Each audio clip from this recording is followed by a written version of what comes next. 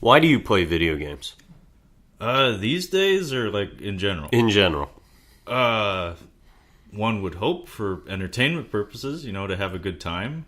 Yeah, but more specifically, like, why do you enjoy sitting down at a console or a computer and putting in, some of your precious time into something like a video game?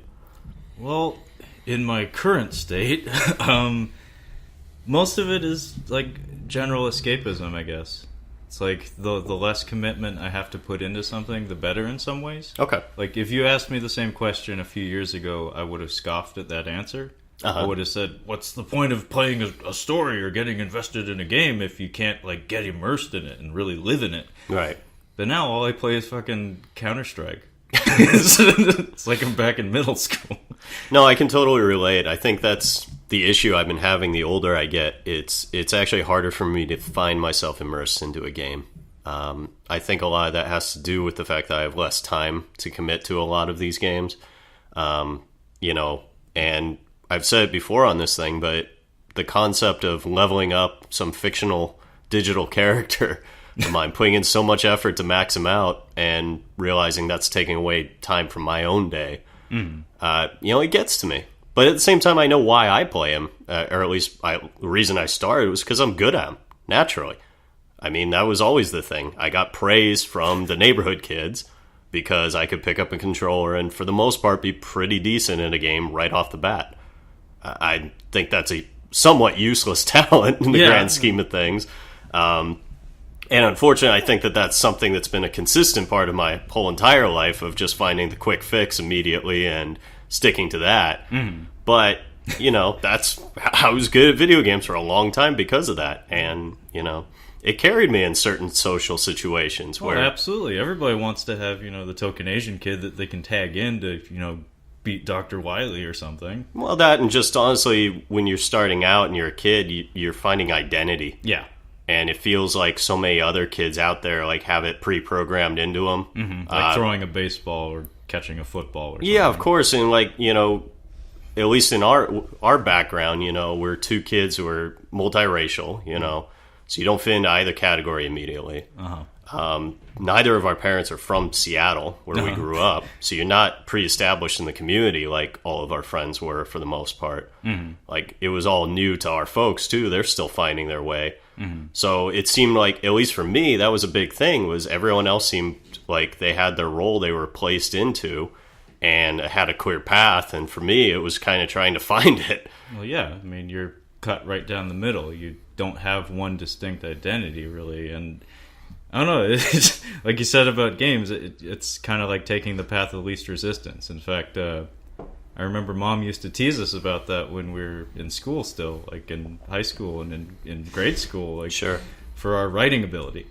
Yeah. She used to always give us shit because she was like, if you kids couldn't write, God, you would have failed out of school so early. And that's exactly what I'm talking about, because realistically, the older I get, the more I think about it with writing ability. How often do you think the teacher's really reading an essay? Like, they glance at it and they say, oh, this kid actually knows how to use punctuation. Yeah. And, they haven't started a sentence off with and over and over and or all the but, basic things. And they seem to know what they're talking about. I'm going to go ahead and say this kid's fine, and I'll focus more attention on the one that actually needs the criticism. Fair point. So, of course, you get passed along that way until you reach a stage where you're actually tested. And, I guess with video games, maybe it's just reaching a point where I'm realizing, like, I've taken on the testing part of it, moved past that. We've gone through an era where it's like, holy crap, this is like a movie that I'm playing. Because I'm no longer impressed by graphics or anything like that. Yeah, I mean, certainly, like, things take me aback every now. Like, we talked about the Death Stranded trailer. Yeah. Like, that, I definitely genuinely was excited when I saw that. But it's not like when I see, like, the latest Call of Duty game and the new graphics or whatever. None of that really tickles my fancy. Yeah, I mean, to me, like, at this point, graphics are not so much a show-stopping element. We've reached a point, I think, where graphics are starting to plateau a little bit. Yeah. It happens every once in a while. Like, every once in a while there's a epoch or something where there's a huge spike in quality. But right now I think there's more of an emphasis on artistry. Sure. And, like, efficiency of presentation and things like that. That's why you see a lot of indie titles with minimalist graphics that are very striking and very well arranged. Alongside these, AAA ones that's just like, look at all the money on the screen! Well, and I think that's another fascinating part of it, is that when you're talking about that kind of money, you're going to take the safer route. I mean, we saw it all over the place last year with cinema, where it's like Star Wars. It's like, do you basically rewrite the first, or I guess episode 4, and give everybody what you know will sell and people will be content with, but not really push the story too much, or do you try something completely different and overhaul everything? And they made the wise choice. I mean, it sold well, people seem happy, and it does set up a new universe well. Well, that was actually my whole issue with the movie. It's a quality work of fiction. It just definitely a Star Wars movie, but to me it's more of a platform. Right. Very obviously a platform or a framework from which other things will spring from. And I don't know, it didn't feel like a complete thought or like a total like investment of heart and soul by the creators. It was just kind of like, here's the starting point for a whole bunch of shit. Well, and I think a bigger example is Jurassic World. Like, I saw that movie. I know I enjoyed that movie. I couldn't tell you a single character's name from that movie. And you being my brother, you know me very well, and we have that stupid Irish memory where you forget you remember every single stupid detail about everything. So that's really bizarre that I can go to a movie, say I enjoyed it, and have no recollection of a single character's name in it. It was a roller coaster with a bunch of nostalgia hot moments, I guess. Yeah, and that's precisely what I'm saying with these AAA titles you were discussing. Like, I think that's what it becomes. It's like we're putting a ton of money into it. We know it's an established brand, so just don't fuck it up. Basically. Just, stay the course until it's broke. But that's what I guess is kind of the reason I get frustrated by video games, I guess, is medium. Because for me, when it got moved past the part of just finding your identity and just like playing like a fighting game over and over and beating up all the kids in the neighborhood, the next phase for me was, these are actually a fascinating like way to sell a plot. Like these are there are stories here that are compelling and tackle certain issues that I can understand better in a video game format than I can in written work or even in certain movies. No, it's very much its own storytelling medium, and just like anything that's that specific, like you have to write a game as a game. You have to write a comic as a comic. But I guess what I'm saying is like those established universes that people fall in love with, and I think that once people fall in love with them, they tend to just accept the same schlock over and over and over again, just because they remember that moment being in that place and accepting it, and that's cool for some. I definitely enjoy going through the Call of Duty games and seeing every new series like, holy crap, they really stepped it up this time. Or, how'd they get that actor? Yeah, I mean, it's pushing the envelope in I don't know, it's kind of a hollow fashion where it's just, again, look at all the money. Well, it's then you get Rocky 5. And that's what happens when you keep where it all comes crashing down. You keep milking the same formula, and eventually that happens. Bad example, I guess, because they managed to resurrect that one, but twice. Yeah, exactly. But you know what I'm saying is, like, at a certain point, like video games, they're still kind of going that route where it's like just stick to the same thing, bring out something new, introduce a few new gameplay elements. Well, it's such a trend with most media these days. I think that the philosophy of if you build it, they will come, like, kind of rings true with a lot of established media properties these days, where you can take something as simple as like the Shy Guys in Mario or the Koopa Troopas or something, and because of things like internet and Wikipedia and things like that, anytime some idiot has a question about that, somebody is expected to have an answer now, whereas before the only answers you would get were in the instruction manual. Yeah, and you filled in the blanks yourself, and that was part of the fun, too. Well, actually, I mean, this topic is appropriate. I feel like that's what's changed for me with games. Yeah, I agree completely. Is you asked me, like, why do I play games? I told you basically to kill time until, I have to go out or go to work or go to bed. Up, home, TV, bed.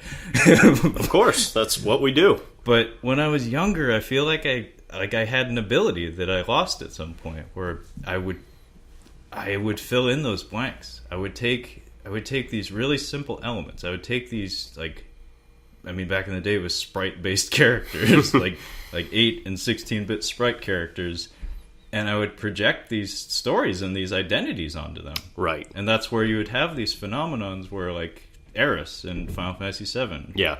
So many people around our age group cite that as a huge emotional moment in their gaming life. And if you look at the graphics and like the actual writing of that game, it's not very sharp. It's very clunky. It's very ham-fisted. It's not very good. Yeah. Very good music coming out of like a MIDI keyboard or something, because they didn't have an orchestra backing it, that's for sure. But things like that, like, I would be able to get something out of that I'm not able to now. Yeah, and I think that's 100%, because when you started saying that, all I could think back to is Fallout 2 versus Fallout 3.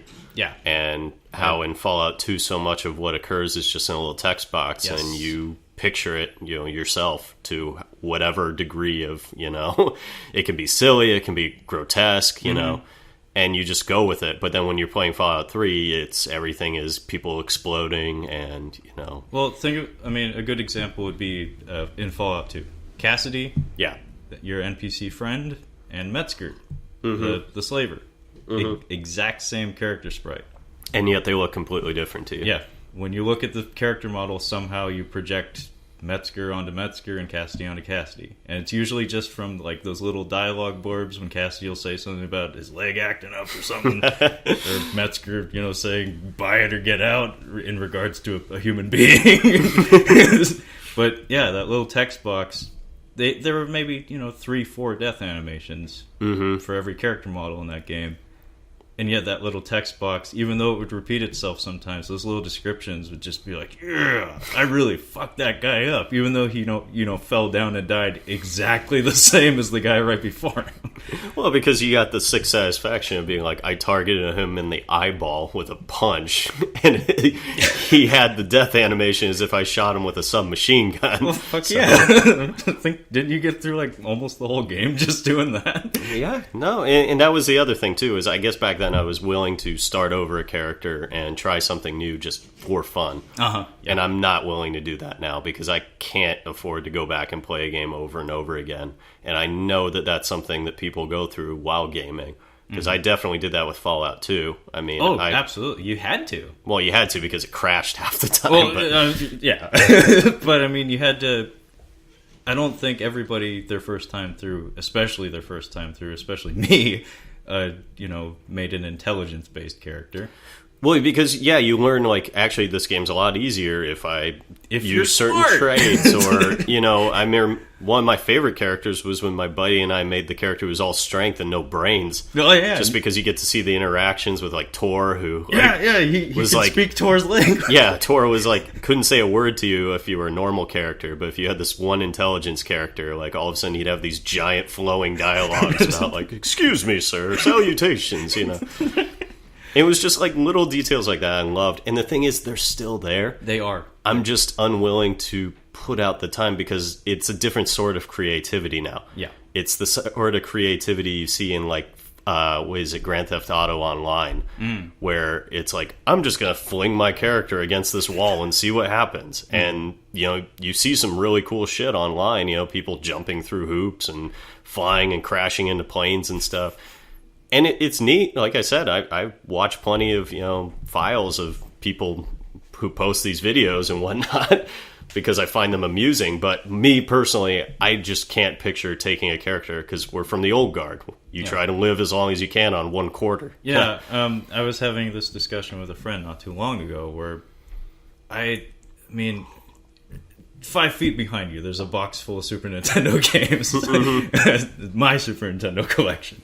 And I feel like that's where my heart and soul rests. Like, right. I feel like that's kind of the era that embodies me when it comes to games, and I feel like my enthusiasm probably won't escape past that point. Like, going forward, not that many games interest me anymore, but I still hold on to my nostalgia and, like, you know, those feelings of being a kid and playing those games. And part of the charm about a lot of those games, not all of them, right? There were a lot of very complex, you know, 16 and 8-bit games. In fact, a lot of old PC games were absurdly complex to the point that they were, like, inaccessible. Mm-hmm. Like all the text-based adventures and stuff, all the statistics-based stuff, that was so arcane. So I remember a lot of the computer games, especially. Like, you would reach a puzzle where it's just like, fuck this. Yeah, absolutely. I couldn't get past that. But what I love about those old, like, 16 and 8-bit games is, like, simplicity of design, I guess. Yeah. Like a shoot 'em up.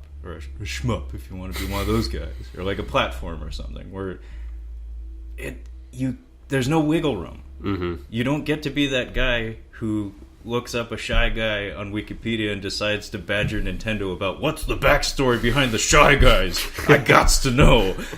It's like, it's designed to perform a very specific function. Mm-hmm. You don't get to ask questions. There's no physics engine for you to game. Yeah, you just do what the game allows you to do.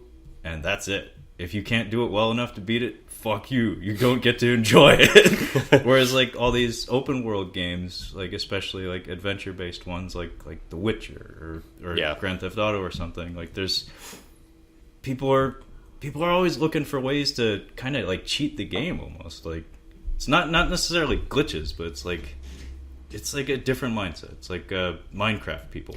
Well, I think it's that combined with, like, also, like, I have a good friend who he loves, you know, the post-apocalyptic thing. So he loves the new Fallout games. And, you know, we had discussed this before, but, like, he was the guy that I know that he literally has tried every gun in that game. He's worn every outfit. He's tried every combination of the outfits. And it blew my mind hearing him tell me all this, because I'm just like him. It's like, what were the stats? Like, give me the best armor. I don't care what it looks like. Give me the best gun that I can find the most ammo for. Yeah. And that's it. I mean, I was the guy who saved my bombs in most, like, those flying games, like Gradius and shit, and never used them because I was so terrified of, like, wasting, like... But then I won't have it. Yeah, like, I had some glorious plan, like, I was going to drop, like, 20 of them on the last boss, even though I never got to them. But it's just like, yeah, I guess in that sense, like, I'm always, because I have kind of that mentality of just, like, pick up and go, like, I don't allow myself to fully appreciate the full immersion into it. And because of that, I think that these open world games I don't quite fully get in that regard, because I have no interest in trying out new things or playing. And I think part of it, too, is not playing online. Yeah. Because I don't play online, like, I have no interest in playing through Demon Souls again. And, you know, playing it as a dark character and getting all the cool stuff you get by, you know, killing everybody. Yeah. So there's also that component to it, too. Mm-hmm.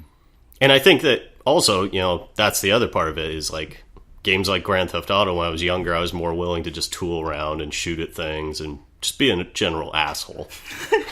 Well... But I always default to the White Knight character, and that's very hard for me. That's generally how I go about it, too. I mean, it just didn't seem right. It's like, I have, like, a internal moral compass where it's like, no, I mean, I can't dick this guy. He didn't do anything to me. It's like, even if I know he's guilty, it's like, I gotta give him a chance. And then stuff like Demon Souls will come back and bite you in the ass. And I forget that motherfucker's name, but, like, I set him free, and he said, "Oh, I'm not gonna hurt anybody." And then I left, and I beat a boss. I came back. Everybody was dead. You know who got me in that game? Who? Like, and the only reason we're discussing a 10-year-old game is because, you know, I play old games, and I just happened to beat this one.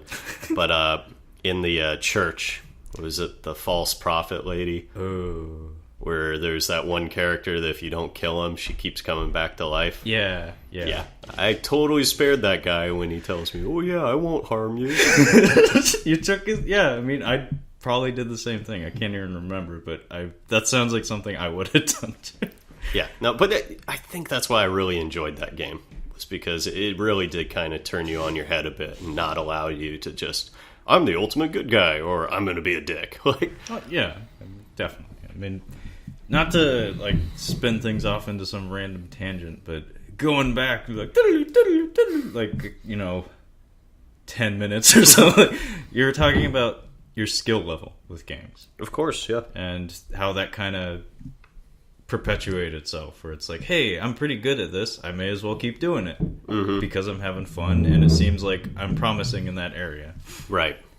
I wonder what it's like for kids now, because when we were young, playing video games was not a viable way of life. It was a hobby. It was a thing that you did. It was a thing that you wasted your time on. It was a thing that a lot of parents looked down on, scoffed at. Yeah, big time. But now,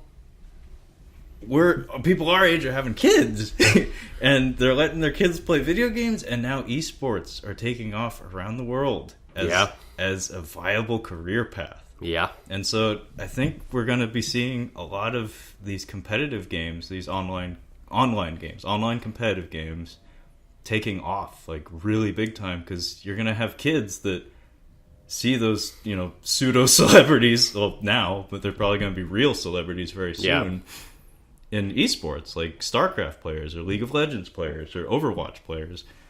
They're going to see these people and they're going to aspire to that. Yeah. And it will actually make some sense. Because if you think about the time investment, it's like, hey, I'm a kid. Mm-hmm. All I got to do is sit down and get good at this game, and then I can get paid to do it. Yeah, it's a brave new world out there. It's terrifying. Well, it's interesting because like I mentioned this to you before off air, and they just recently had a story on ESPN about a Michigan wrestler who he actually had to quit the team, and he flew out here to Redmond, Washington, where there's actually a center he went to rehab for video games. No shit. Yeah, it's a legit thing. It makes sense because, like, look, anything can be addictive. Yeah, it's dopamine and all that. Like, it's pretty straightforward. Like, it's how your brain works. Jerking off. Wow, yeah, that's going to doom us all, by the way. With the new proliferation of internet virtual reality porn. Yeah, I'm not looking forward to that. But we'll save that conversation for people with like much more insight into it. Yeah. No, but I was just saying, like, it's wild. I mean, and it makes sense, especially if you play the phone games. Oh. Because, like, I'll pick up a phone game every now and then. Like, Gordon Ramsay just released one, and I love Gordon Ramsay. For fuck's sake, really? Respect points down. You can't fault the guy. I mean, he's got to make as much money. No, for you. Why is that? I pity you, sir. I look down my 4 years younger nose at you. Yeah, well, regardless, it keeps me entertained in short spurts. And ADD, fuck. Everybody got ADHD and shit. No, but that's the reality of it, is like it's just something to kill a few minutes from time to time. And I think the phone games especially are problematic because of the way they're formulated. Like, most people don't pay into them, I feel like. Like, sure, there's a huge industry for the microtransactions, but I think where they really get people is the whole thing by kicking people out after a certain amount of time. Like, that's how most phone games work. It's like you can only play it like 5 times, and then they kick you out for an hour. Yeah. And I think that's the part that really just ramps up the addictive quality. Because it's not like a game like you or I could dedicate 12 hours to Final Fantasy 3 back in the day. And the next day you feel like a total pile. He made Final Fantasy 6 for all you purists out there. Yeah, exactly. I hate all of you.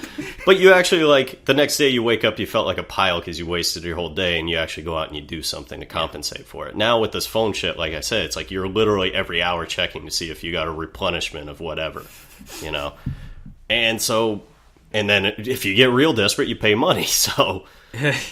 This kind of sounds like a drug habit.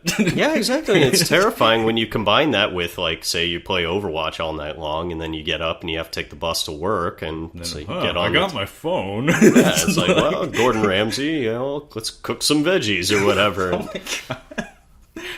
But yeah, that's really... I can see how that's going to be a rampant thing, especially when you combine that with what you're talking about. Because you will see certain kids who are like, hey, I'm pretty good at this, Mom and Dad. Like, maybe I'm not wasting my time. I can't help but think about that old Far Side comic with the parents looking over the kid's shoulder, and they got a thought bubble coming out, and they're imagining classified ads when their son is an adult. And it's all nothing but... like wanted ads for Nintendo players. Can you save the princess? Yeah. Can you stop the Goombas? Help wanted. Pay big money. It's pretty brilliant, and I think that's something you're really going to start seeing. Like, shit, I mean, how far off do you think that we're from school teams? Because of school budgeting in this country, I don't think that we'll see Microsoft, official teams. Microsoft has a lot of money invested in UW. Yeah, but I think you'll see unofficial teams first. And eventually you'll branch out from that. I think the real big one's the Pokemon Go market. Like I mentioned before, and I strongly believe like you're going to see a rebirth of hobby shops. Obviously, there's few around with how much board games have taken off in recent years, but yeah, I think you're going to see more specialized. Like this is a cafe where we're going to pay money to whomever to host Pokemon Go tournaments. And just becoming a meeting ground for people. Yeah, I mean they'll start out with like meetup groups. I'm sure they've already got tons. Oh, of those. It's already going down. I'm sure people are making tons of money off of this. I'm sure we're all of 1 week behind or something, which is light years in fucking internet time. Yeah, exactly. But yeah, somebody will get wise to it and maybe open a dedicated facility or something. Well, it's already like clear that things need to be reevaluated. Like everyone's heard the dead body story with it, where the girl found the dead body in the woods. Yeah, I saw. The bigger one that just came out today was that apparently there was some hotel that was marked as like a major site to collect Pokemon, and there were like a number of known sex offenders were staying there because for residency. Oh shit! Because understand it's all based off like a mapping and just GPS. So they just look at this is a major location. And of course, these are all things that will get addressed and tidied up with the next update. Oh, absolutely. And I guess that's the other wild thing. It's like games update constantly now. So, whereas before you'd have a broken game and just kind of focus on like a broken element or take advantage of it to beat it faster. Well, I mean, like when I think about like esports and stuff, I think that's really fascinating. Where like in traditional sports, rule changes are kind of a big deal. Like, I mean, football, it's because of concussions and stuff, they change shit all the time. But like something like boxing, like when they change a rule, it's huge. Like they only do that like once a decade or something. Right. Whereas esports, these games get patches all the time. So like all these professionals, all these people whose livelihood is on the line, they have to relearn the mechanics of their own game, their own sport, basically. It's like, isn't that kind of mean? Well, dedication, I suppose. I mean, I guess it keeps the environment fluid and it keeps competition, in motion, as opposed to some jackass just sitting on top exploiting the game from day one. It also, though, to be honest, like that to me, that's why I don't play games online. Is like I saw that coming a long time ago and wanted nothing to do with being, because I enjoyed gaming for a long time in my life, and I really didn't want to find myself in a position tempted to even consider looking at that route. Yeah, I can only play. I mean, I play competitive games online, but in a casual setting. Like I don't play ranked matches. Yeah, that's why you're playing Counter-Strike, right? Like, well, I'm playing a specific mode of Counter-Strike where it's just deathmatch, where traditional Counter-Strike, you have rounds and stuff, so there's a cooldown period between deaths. But this one, you instantly respawn, and you can even set it to have random weapons, so it's just instant gratification. It's just Call of Duty under the guise of Counter-Strike, basically. It's stupid fun, and and it's perfect for a person, in their adult years who can only commit to a certain amount of gaming a night. 10-minute round. Yeah, exactly.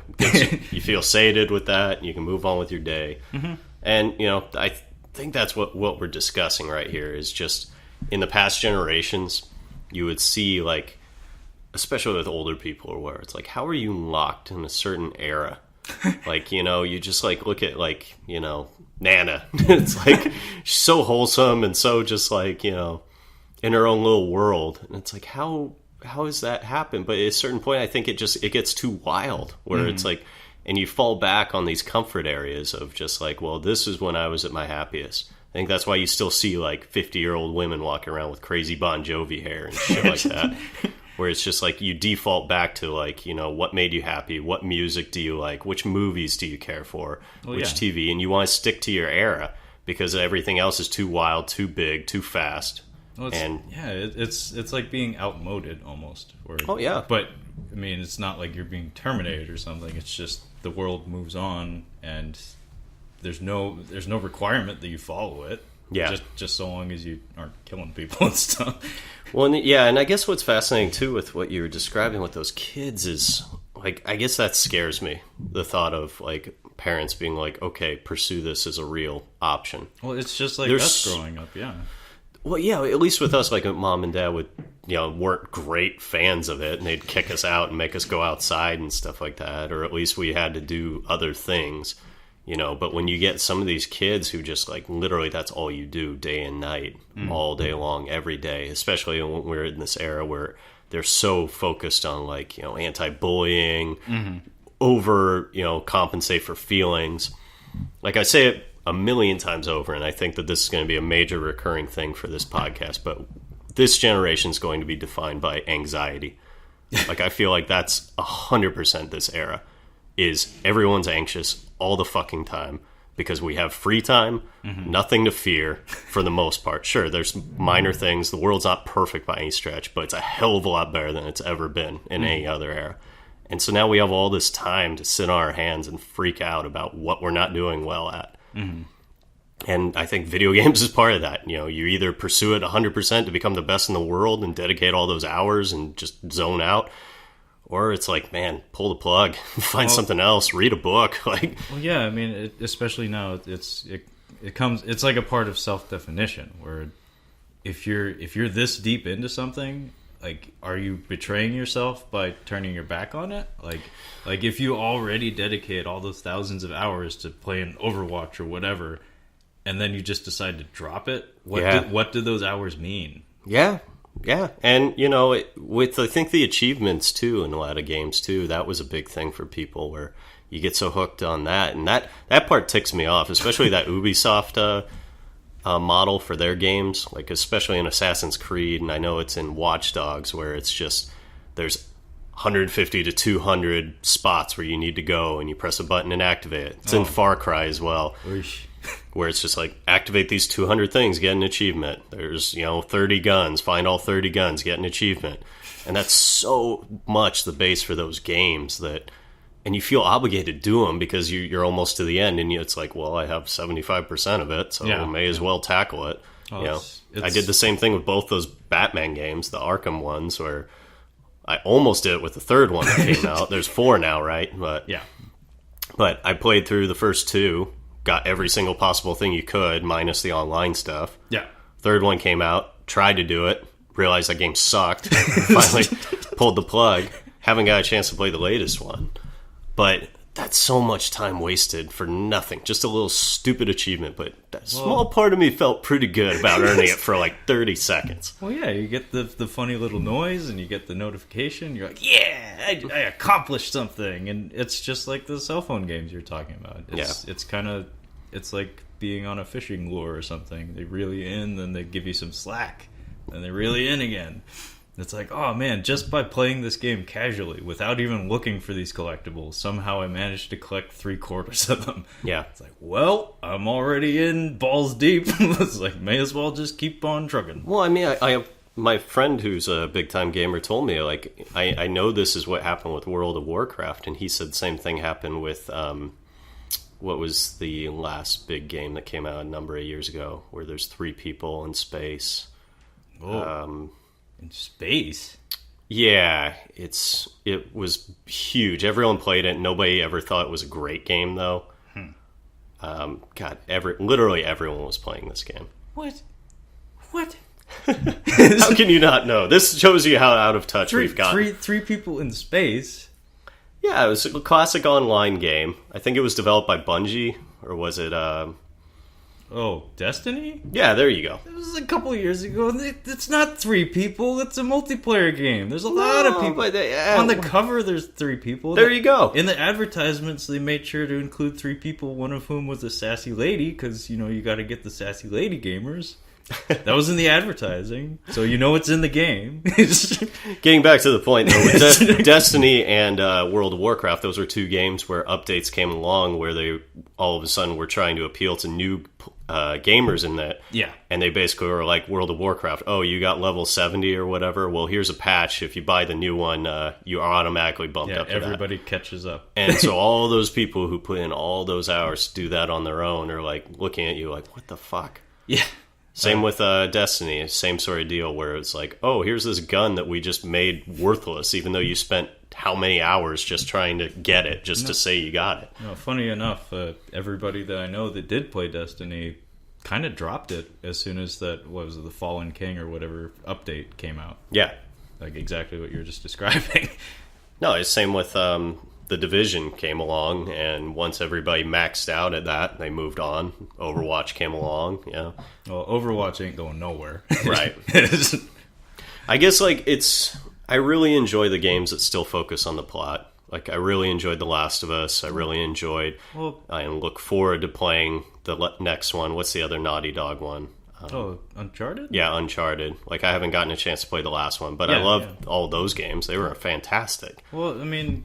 You like stories. I mean, at a few years ago, I remember you saying, like, at this point in my life, I think I'm playing games, like, just to see the story from beginning to end. Just to experience the story, I guess. And if it doesn't have a narrative, I don't care. No, it's 100% it, and the secondary part to that now is trying to play as many of the games that have gone on to franchise success, just to understand why it became a success. Like, that's the only reason I played through 1.5 of the Assassin's Creed. Didn't really enjoy them too much, but it was saying, like, why did this game blow people's minds enough to where they've made however many sequels to it, you know?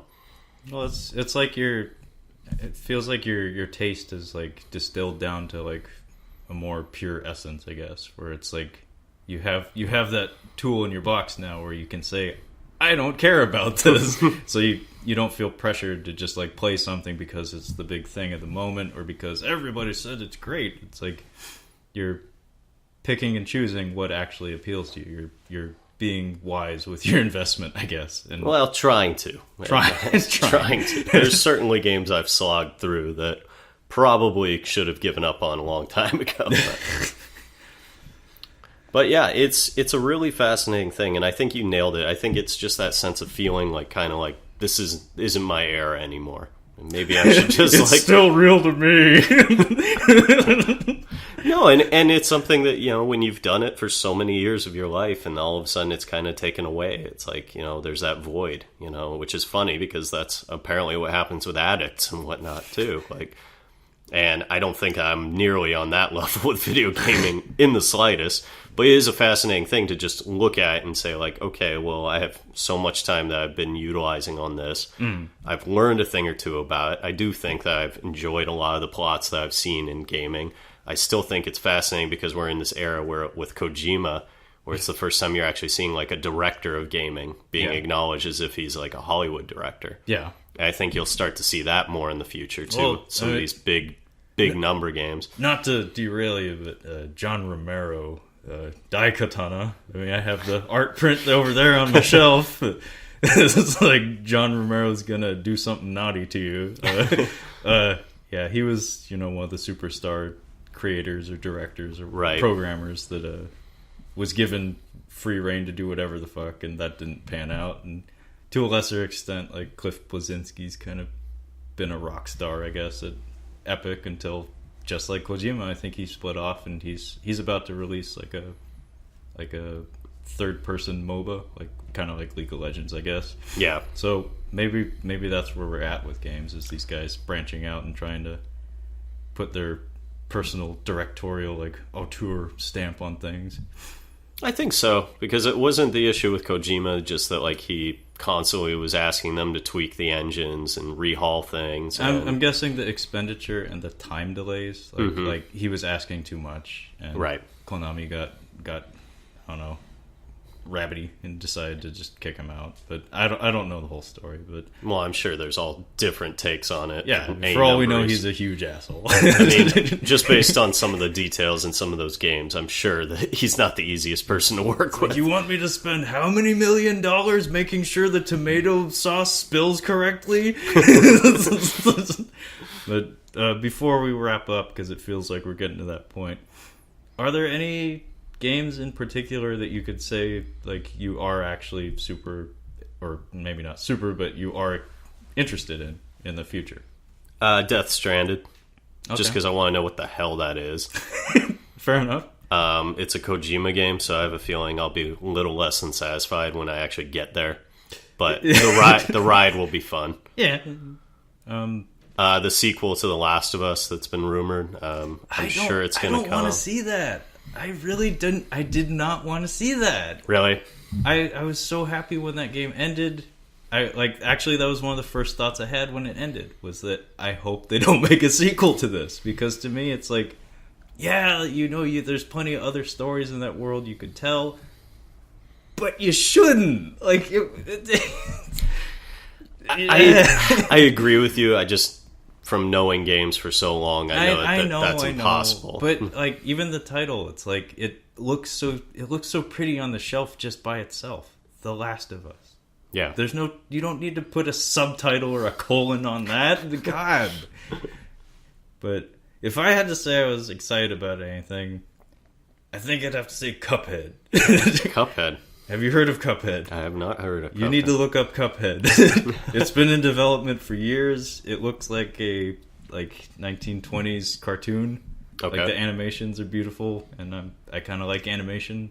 Like, artistry is really important to me. Like, okay. 2D animation in games is like a huge selling point for me. Yeah. I mean, that's why I played all the fucking King of Fighters games. Just because the animations were really fucking good. But Cuphead is basically just a boss rush game. Like, okay. So just like, imagine the bosses from Contra. Yeah. But looking like a Mickey Mouse or a Betty Boop cartoon. And it's just two dudes that shoot lasers out of their fingers with cups for heads.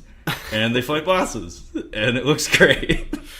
It'll probably play like shit, because usually games with really fantastic animations don't actually handle that well. Right. But all it is it's just Contra with fucking good animation. So how could you get that wrong?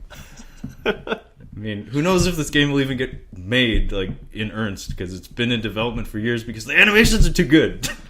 It's hilarious as you talk about this, because all I'm you're trying doing to describe it without you having seen it. You give me crap about playing a Gordon Ramsay phone game that literally takes up 10 minutes of my day, and you're getting excited about a game with guys with cups for heads. Yeah, and I'm getting excited lasers about out of their fingers. They shoot freaking laser beams out of their freaking fingers. And they got cups for heads. I think that's perfect, because I think the reality is I don't think I'll ever quit really playing video games. I just think that the types of games I'll play will probably get dumber and more nostalgic. I'll probably play more point and click games or flash games or even phone games that are just simple and straightforward and offer a gameplay element that I enjoy in a small capacity to sate myself of that. I'll probably move away from all of these massive games that have, Well, what you're saying is you're going to turn into the lady in Ballard with the Bon Jovi hair. You're going to lock yourself. It's possible. It's possible, because it's either that, or it's looking at it and saying, like, this is probably something that I will every now and then play around with, but really it's no longer my identity, I think, is what I'm really trying to say. Well, like I've been saying about movies for a long time now, blockbuster movies, they're not being made for me anymore. Yeah. And I kind of feel like that's the case with games too. No, and that's what I'm really trying to say, is I'd rather play some indie game that, has some element to it of this. Somebody my age took a lot of time because it meant a lot to him, and the least I can do is take 10 minutes out of my day to check it out. He labored over animating that damn Cuphead exactly for 3 years. I mean, yeah, that's something. Like, that's, I guess the older I get, the more I think about, like, the time and effort that certain things take, and there are things I can appreciate about that. And so I think I'm not going to become the crazy lady with the Bon Jovi hair, but Hopefully not. No, I don't think I'll ever get to that point. I just think that I'm start to focus on a little other things and still pay attention to video gaming, but probably more as an observer and less as an actual gamer. Well said. So that being said, I gotta go tend to my burger joint. Thank you very much for listening to us. We were a little all over the place this time, and try to do better next time. All right. Have a good night. Thank you.